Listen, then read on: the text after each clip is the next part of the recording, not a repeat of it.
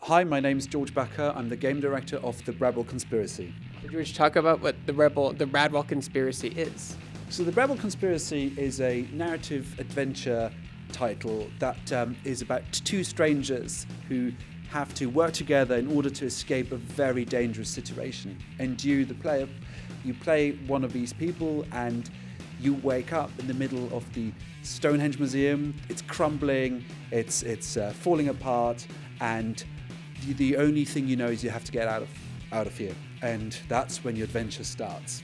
And there could be some type of conspiracy in the game. There could be. There's a hint there in the title. Yes, there is. There is. As you know, in the beginning, it's like you and Amber, who's the other person you meet, the NPC person.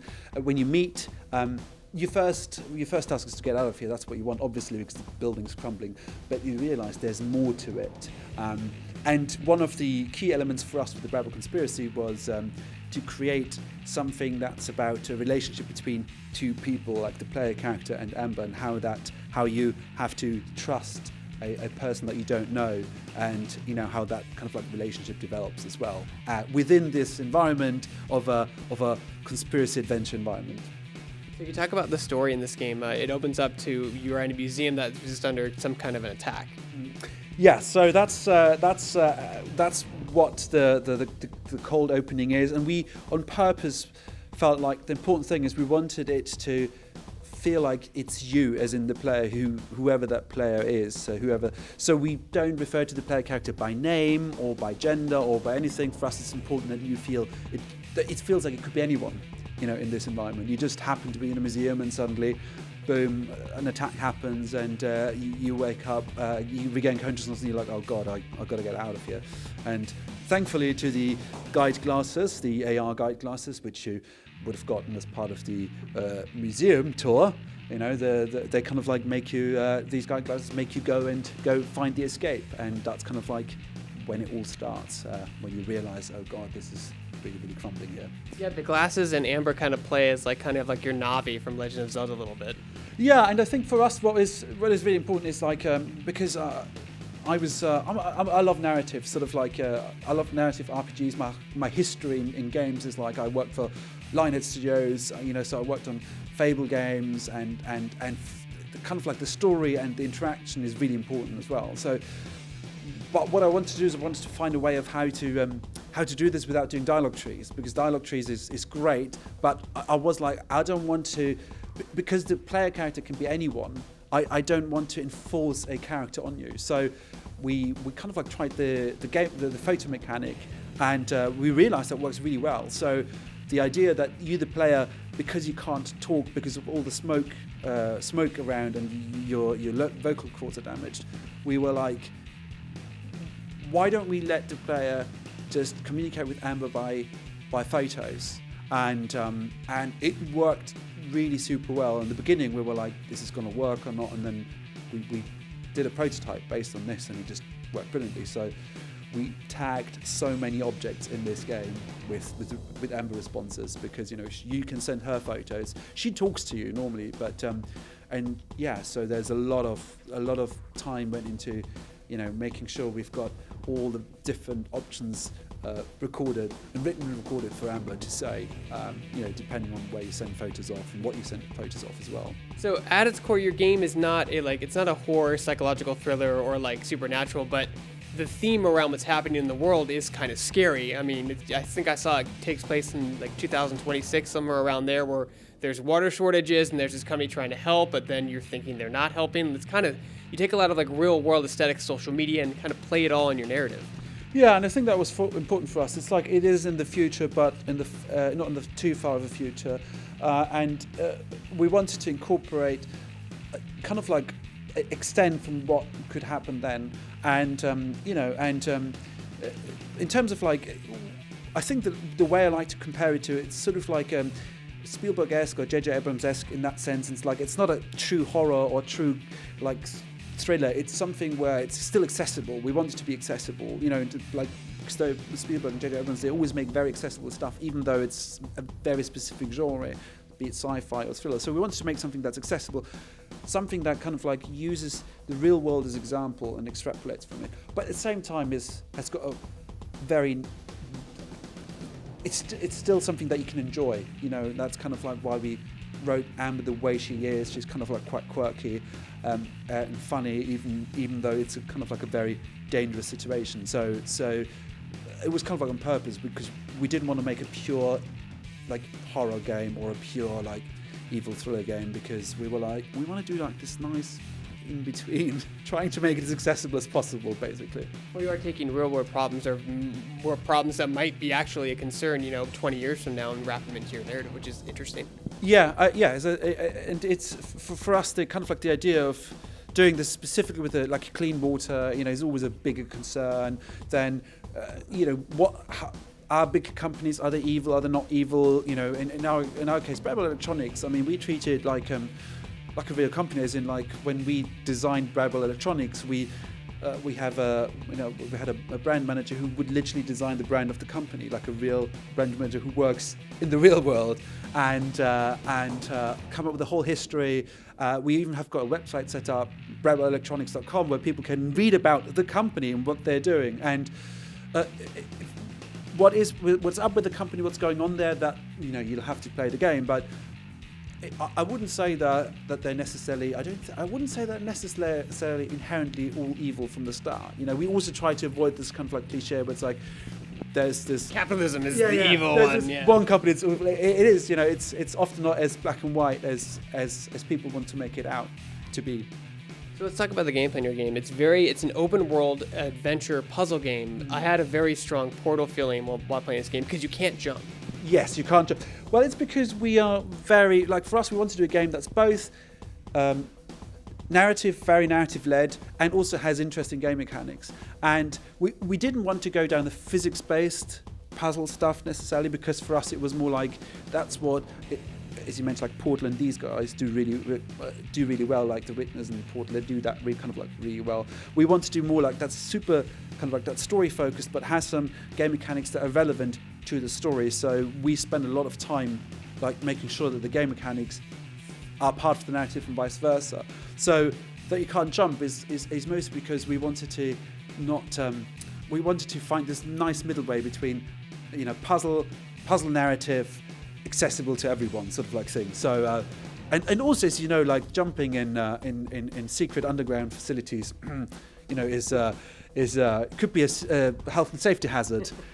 So it's probably best you don't do that. So you have a really interesting mechanic for inventory management in your game. You have a 3D printable gun that can create matter from other matter. Yeah. The 3D printing device, which we call the SMP, or Substance Mobile Printer, is one of these inventions that you find inside Bradwell R&D, which is that secret facility that you discover very early on. And for us, the idea was, well, 3D printing is pretty cool, and people kind of like do that anyway, like in the real world. But what if there would be a kind of like a device that would make it super accessible and super instant? How would you kind of like use that? And so that's how we kind of like approached it. It's like, how do we do the puzzles for that, and how do we make sure it becomes not? How do we make sure that the game mechanics are integrated with the narrative? Because if you think about it, a normal inventory and a normal adventure where you drag around, it's kind of like it's an interface on top of the game. In our case, we want to how can we make it so it all feels integrated within the story and in what the player would do, the player character would do in the world, rather than something that the player commands the player character to do, if that makes sense. So I know writing the story takes a lot of time, but also creating the puzzles can take an astronomical amount of time. What is it like making a puzzle game in 2019, and what are some of the challenges you face? Because you could spend 6 months designing a puzzle and watch someone beat it in 15 minutes. That is. I don't think you can design for that. I think the way you design it is like you. The problem is the first version of any puzzle you do will be too hard, because you know the game mechanics too much. So we spend loads of time making these really elaborate puzzles, and then we playtested them and we realised, oh my god, these are very, very difficult. So what we're trying to do is we're trying to find a really nice middle ground, where some puzzles are maybe a little bit easier, or some puzzles have use a different way of thinking. So there's something in there for everyone. We hope. And the answer to your question is a lot of playtesting. We've had a lot of people play the game and the puzzles, and see if there's a common line or common ground we can find with puzzle. But it's really interesting. It's like I don't think you can. I don't think there's this golden number of the perfect puzzle difficulty. So yeah, that was a big challenge. It was a lot of playtesting and just getting people's feedback. I think it's great when you have a game that gives a gamer credit. I mean, you don't have an overworld map you can access at any time. You have maps and stuff that people have to look at and remember. Maybe even old school gamer like me write down stuff and then come back to it later. Like, what do you think it is about that kind of gameplay that you like about the Bradwell Conspiracy? I think it's for us. It's mostly making it sort of like logical. If you pay attention in the world, it should be logical what to do. And we do have some sort of like helpers that we've got the activity feed which you can bring up. We've got where you can see all the dialogue and stuff. But we don't want to necessarily like handhold you over the top, because we always think, like, as a player, if you immerse yourself, if you create a world that's so immersive that you want to spend time in there, then we don't want you to rush things. You can if you want, but at the same time we'd love you to explore the world, and by exploring the world we try to design it in a way from a narrative design perspective then it kind of like makes sense. It's sort of like logical, and all the hints and tips and tricks that we're trying to do, we incorporating the world, be it like with wayfinding, or being as like you being able to ask Amber, just send a photo if you're not sure what's going on. You can, and Amber might have a response what you should do next. So it feels more like, rather than force feeding you all the answers down, it's up to you to be like, I think I'm stuck, maybe I'll ask Amber, or maybe I'll look around a little bit more, look at that map and find out where to go next. But we wanted to make it enjoyable to explore. That's the other thing, Yeah, the photo mechanic's interesting, because at first I thought it was just like a hint mechanic, but it ended up being a core gameplay mechanic, because you're sending photos to Amber. She can give you hints, but you're also telling her to, hey, activate this switch, close this door, or like she'll send you photos so you can solve a puzzle. It works on so many levels other than just a hint system. Yeah, and that was a really interesting thing for us, because it is how you communicate with Amber. And if you think about it, these days with social media, with like Instagram and Snapchat and Twitter, people use a lot of photos only to communicate. Like sometimes I have whole conversations with people on WhatsApp or whatever, just with photos and GIFs and memes and stuff, right? And what is really interesting is that it works, because you send a photo of something, the other person might look at it and think you meant this, and they say, oh, did you mean this? And you're like, no, not quite, but actually, you know what, you could, yeah, you're right, it could be looked like that. So it works quite naturally, even if Amber, for example, doesn't have the response you expect, but it's still a valid response to the photo that you sent. So it works in a really nice way. And what really was important for us to find a mechanic that allows us for the player not to be distracted by dialogue options, not to be distracted by like preset lines that where you're not quite sure what the different outcomes might be. It's more like you play, you just communicate with Amber however you want, send photos however you want. The dialogue system, we wrote it in a way where Amber, we track all the dialogue, we track all the photos that you sent to Amber. Amber has different responses depending on, where it's important, depending on what she knows you sent and whatnot. So that was a real big complex thing to build, but we thought it was worth it, essentially, just to make it more like, hey, I'm kind of like communicating with a person that feels quite real now, because I'm doing it on my terms, on the player's terms. So when does the Bradwell Conspiracy come out, and what platforms will it be on? So the Bradwell Conspiracy will come out on Xbox, PS4, PC, Mac, iOS, and Switch, and it'll come out very soon. And then bonus question, this seems like a game that would be great in VR. Did you ever experiment with that concept at all? I did with one point, but sadly it would have been another, like, I had a lot more time to the development time. I was like, no, because we spent about 4.5 years on this game, and it's a small group of people. It's literally just like a team of 10 with a few, at any given time. Obviously, we had more people involved, but at any given time, it was about less than 10 people. So there was a lot of time or people involved to like make it that way, sadly. Maybe for the sequel, if people buy this game, we could do a sequel with VR. That would be good.